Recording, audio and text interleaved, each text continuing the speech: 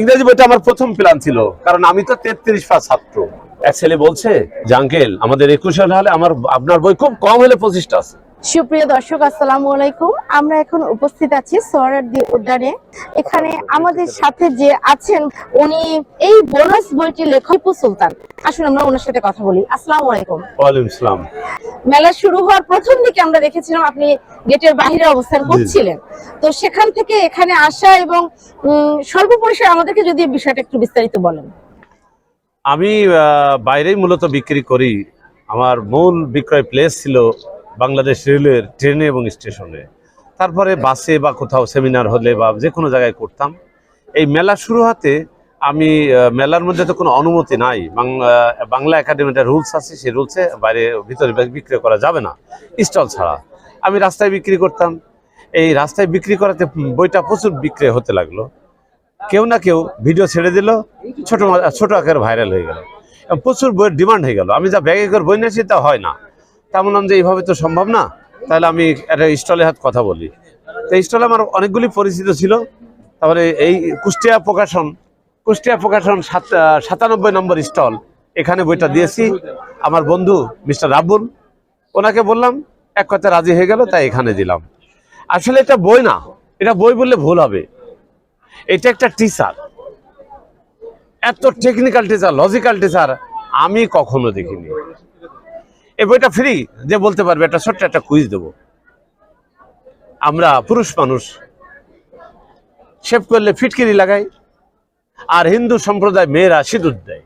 সিঁদুর এবং ফিটকিরি ইংরেজি দুটো বলতে হলে বইটা ফ্রি, যে কেউ নিতে পারেন, আজ পর্যন্ত কেউ নিতে পারেন। শুধু এটা না, অনেক কুইজ দিচ্ছি, ছোট ছোট একটা জানা জিনিস। আমি টিপু সুলতান এই মেলার মাঠে যারা সামনে উপস্থিত আছেন বা পরবর্তী যারা শুনবেন, একবার শুনলে জীবনেও ভুল হবে না। মেয়েরা অ্যালুমিনিয়ামের হাড়ি পাতিল ইউজ করে না, অ্যালুমিনিয়াম। এই অ্যালুমিনিয়ামের এই দুটা ওয়ার্ডই আছে। অ্যালুমিনিয়ামের প্রথম অংশ অ্যালাম, ALUM, অ্যালাম মানে ফিটকিরি, আর শেষ অংশ অ্যালুমিনিয়াম, মিলিয়াম মানে সিঁদুর মেয়েরা দেয়। একজন টিচার যদি বাড়িতে ভালো করে পড়েন, ক্লাসে সুন্দর করে দেখা দিতে পারেন, ক্লাসে পড়ালেখা শেষ হবে। এই শব্দটি অ্যাডজেক্টিভ, নাউন, ভার্ব, অ্যাডভার্ব কোন পজিশনে আছে, কোন ভাবে ইউজ হয়, সেভাবে পরিষ্কার দেওয়া আছে। এই বাচ্চা, আমি, আপনি জন্মগতভাবে কথা বলা শিখেছি বাংলা। যে লেখাপড়া জানে না সে কি বাংলা বলে? বলে। যে লেখাপড়া জানে না সে ইংরেজি বলবে। হ্যাঁ, বলবে। আমার বই আসতেছে। যে লেখাপড়া জানে না সে যদি বাংলা কথা বলে, যে লেখাপড়া জানে না সে ইংরেজি কথা বলবে। যার যতটুকু জানা আছে একবার রিডিং করলে জানার পরিমাণটা অটোমেটিক বাড়বে। এটা আমার বৈশিষ্ট্য। এই জন্য বলি আমার বইটা টিচার এবং এত সাড়া পেয়ে আচ্ছা, তো ব্যক্তি জীবনে আপনি কি করেন? ব্যক্তি জীবনে আমি 94 থেকে 11 মাস 10 দিন চাকরি করছি, করার পরে ব্যবসা করতে শুরু করলাম। এই ব্যবসা করছি এখন পর্যন্ত, ঠিকাদারি ব্যবসা, টেলিকমিউনিকেশন, সিসি ক্যামেরা, সিসিটিভি, তার সঙ্গে যে যেটা বৈধ সেটা সবই করি। তো বিজনেস করছেন, তো হুট করে এই বইটা লেখার ব্যাপারে, মানে এই বইটা কেন লিখলেন, কি উদ্দেশ্যে লিখলেন? বই, আমি তো ঠিকাদার, আমার তো ইনকাম রোজগার খুব ভালো। ঢাকায় আসার 4 মাসের মধ্যে রেজাল্ট পাইছি, খুব ভালো রকম রোজগার করতে পারি আমি। এখন আমার এই ইংরেজি বইটা আমার প্রথম প্ল্যান ছিল, কারণ আমি তো 33 পাস ছাত্র। আমার ইন্টারমিডিয়েট পরীক্ষা দিয়ে পাস হয় কি হয় না খুব দুশ্চিন্তা ছিলাম বানানোর জন্য। ভুলে গেলে বানানো মার্কস পাবো না। তা আমি যারা কষ্ট করে পাস করতে পারে না পড়ালেখা করেও, আমি তাদের সহযোগিতা করার জন্য বই তৈরি করেছি। এবং যারা টিচার, অভিভাবক, তারা পড়বে, ছাত্রদের ছোটদেরকে সহজভাবে শেখাবে। আমি যে কষ্টটা করেছি, এই কষ্টটা একটু শেয়ার করার জন্য, সহযোগিতা করার জন্য, যারা ইংরেজিতে দুর্বল তাদের জন্য বইটা তৈরি করেছি। মৃত্যুর পরেও যদি আমি স্মরণীয় বরণীয় হয়ে থাকতে পারি, মানুষের কল্যাণের জন্য কিছু করতে পারি। ঠিকাদারি ব্যবসা করলে তো দুটো টাকা ছাড়া তার কিছুই দেখা যায় না, এটা আমি মনে করি। এটা আপনাকে ভাইরাল করে দিয়েছে। এটা প্রথম বই করলাম রেলপথে বাংলাদেশ। এই ইংরেজি বইটা সেলসম্যান তৈরি করার জন্য এটা করলাম। 1,23,000 বিক্রয় করেছি, করোনার আগে শেষ। এখনো এই বইয়ের প্রচুর ডিমান্ড, আমি মার্কেটে দিই না, কারণ একসাথে দুটো বই বিক্রি করা যায় না। এখন করলাম প্রথম করোনা শেষ করে এটা, এই বোনাস এবং রেলপথে বাংলাদেশ, এই দুটা মিলে। আচ্ছা, এর পরবর্তী কি বই করতে চাচ্ছেন?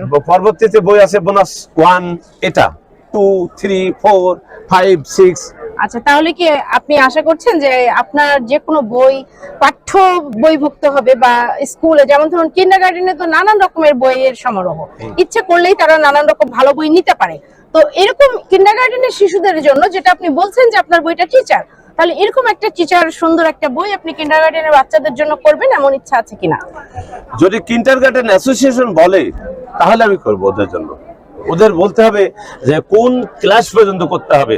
দেশের জনগণ যেহেতু আমার সাথে আছে, এই মেলায় কোটি কোটি দর্শক পেয়েছি, আমার সেই আনন্দতে আমি বই তৈরি করছি। এখন আমার ঠিকাদারি ব্যবসা করার সময় আর নাই। আমি টিপু সুলতান রেজাল্ট খারাপ করেছি, তাই ইন্টারমিডিয়েট গভর্নমেন্ট কলেজে ভর্তি হতে পারি নাই। আর আমার বই আজ থেকে মেলার 3-4 মাস আগেই সেদিন ঢাকা রেল স্টেশন এক ছেলে বলছে যে আঙ্কেল আমাদের 21 হলে আপনার বই খুব কম হলে 25টা আছে। এটাই আমার গর্ব যে আমার বই ঢাকা ভার্সিটি ছেলেরা পড়ে। বইয়ের মূল্যটা বলে দেন না ভিডিওতে। প্রাইস পি বাদ দিলে রাইস, আর বাদ দিলে আইস, মাত্র 200 টাকা। আমার একটা লজিকের দাম কেউ দেবেন না? একটা লজিক, না, বইয়ের না, দাম তা তো দিবে, একটা অবশ্যই দিবে। লজিক।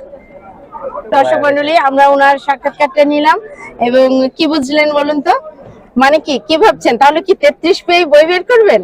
না না, এটা হচ্ছে মূল। উনি যেটা বারবার করে বলেছেন, আমি 33 পাওয়া ছাত্র, 33 পাওয়া ছাত্র, তার মানে উনি যেখানে আঘাতটা করেছেন হয়তো আপনারা সেটা বুঝতে পারেননি। উনি আঘাত করেছেন সেখানে যে ওনার মধ্যে ট্যালেন্ট লুকিয়ে ছিল, শিক্ষকরা ঠিক মতো বোঝেননি, তাই উনি 33 পেয়েছিলেন। উনি বোঝাতে চেয়েছেন যে যদি শিক্ষকরা, বাবা মা এবং আমাদের পারিপার্শ্বিক অবস্থা সুন্দর হয়, যদি আমরা বাংলার মতো করে ইংলিশটা শেখাতে পারি, তাহলে আমরা সবাই সুন্দর করে ইংলিশ বলবো, কথা বলার মতো করে ইংলিশ বলবো, বাংলার মতো করে ইংলিশ বলবো, শুনে শুনে ইংলিশ বলবো, বুঝতে পারি বা না পারি, উনি যেটা বলেছেন যে না বুঝলেও আমরা ইংলিশ বলবো, আমরা গ্রামার শিখে ইংলিশ বলা না, ঠিক তেমন ভাবে আমরা ইংলিশ শিখবো, সহজ করে সুন্দর করে ওনার মতো করে। সবাইকে অসংখ্য ধন্যবাদ।